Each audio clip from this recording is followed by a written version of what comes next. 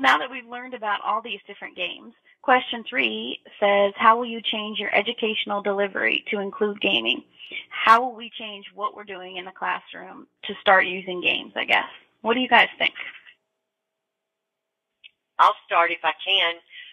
My adventure, if you've looked at it, is MetaPlace, and I intend to incorporate that probably in October of this year, and it will be an ongoing activity. Once they create their world, then I will give them time to visit other worlds, and they will have to assess that, and then I will assess their assessments through Facebook, through my Facebook that I created just for my classroom, which I'm excited to.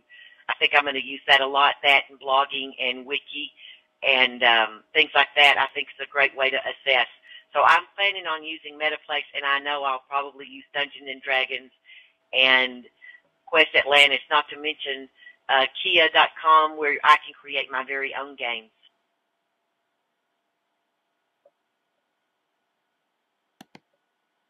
Did you say Kia.com? Yes, it's QUIA.com, and you can go on and take your information and type it into. They're more linear though. They're more like traditional games, but you could use it occasionally and at least test the kids. But you would have to have a computer lab to do that, or let them do it at home if they all have computers. Yeah, one of the teachers I work with has that, and you have to create an account and stuff for that. But she's liked it and has found it pretty useful. Did you add that to the Class Delicious bookmarks? Yes, I believe I did, or somebody else did. I know I've been using it throughout this whole class to create little online games for my vocabulary, because that's what my thesis is going to be. Wow, that's great. Maybe that's something I could also incorporate for writing. Not only is that my thesis, but my challenge to myself was trying to use technology for writing a lot more. And although I haven't necessarily thought of gaming for writing, this class has really helped me take the time to find more educational games for early childhood kids. And I've been pretty successful in finding 3 or 4 sites that some are educational, which is cool, and some are just kind of the decision making, the importance of that. And I really look forward to incorporating that, not just like later when I find time or like after the holidays, but right away incorporating that in my classroom and for my kids.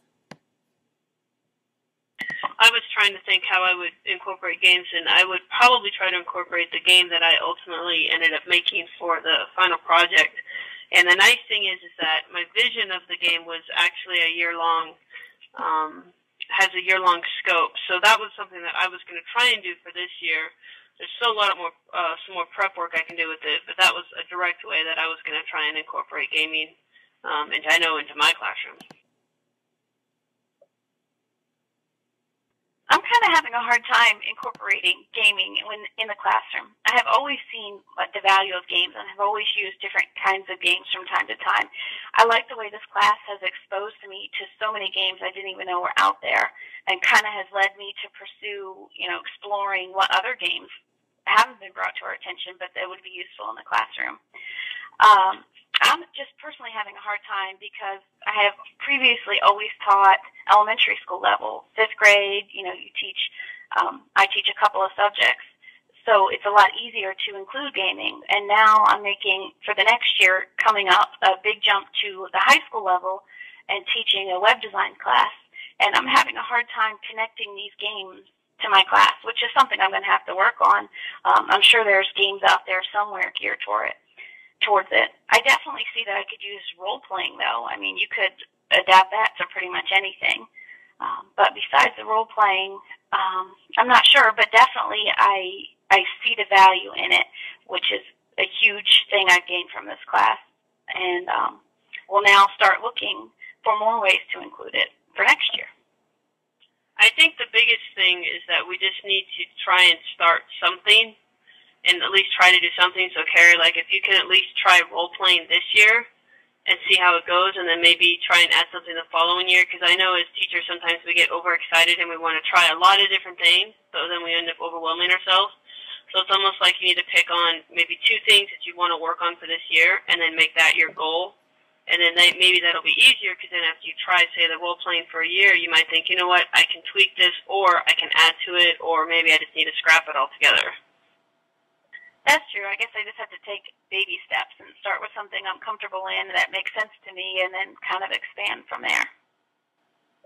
Well, not only that. I agree. But I was thinking, at least in my school, I'm kind of a, I don't know if leader's the right word, but technology leader, say.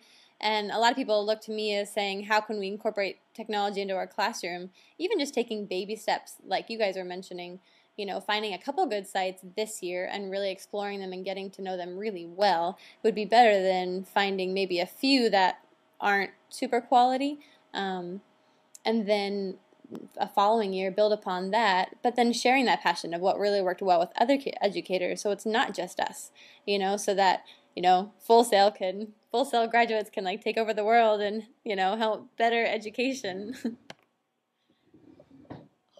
I So agree. your It's important not to get overwhelmed and try to do too much at one time. I really think it's a mindset, just remembering and keeping it at the top of your thoughts that we need to have fun with our students and in our classes, and how can we do that?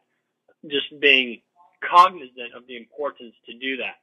I know that at my school, we're under a lot of pressure. We're a level 6 school for No Child Left Behind, not meaning AYP. So the students and teachers are all under a lot of pressure.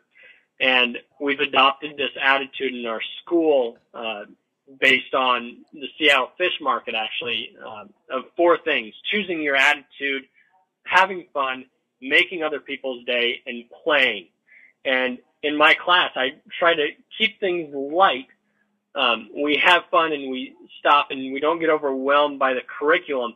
But this class has really taught me that how do we build that curriculum? How do we take that curriculum and play with it? Not just have fun in the classroom, but to actually have fun with the curriculum, the content.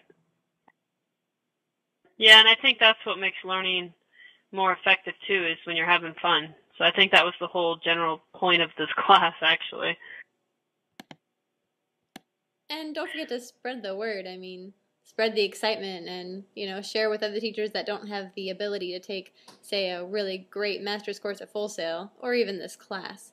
But spread what works well and let other kids, you know, have the benefit of gaming as well. Well, on that note, since we've been talking about the class, what would you guys change, if anything, with this specific course that we're taking right now?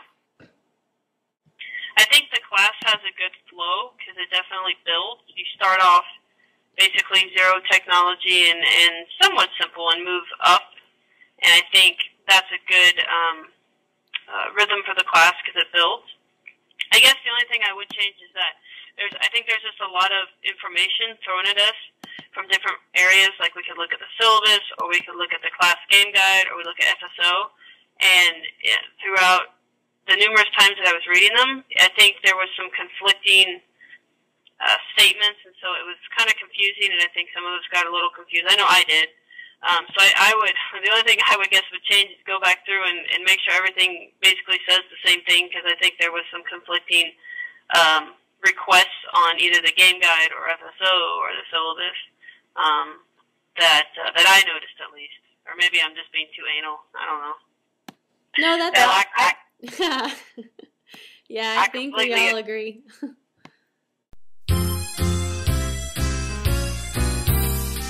Everybody wants to be a cat.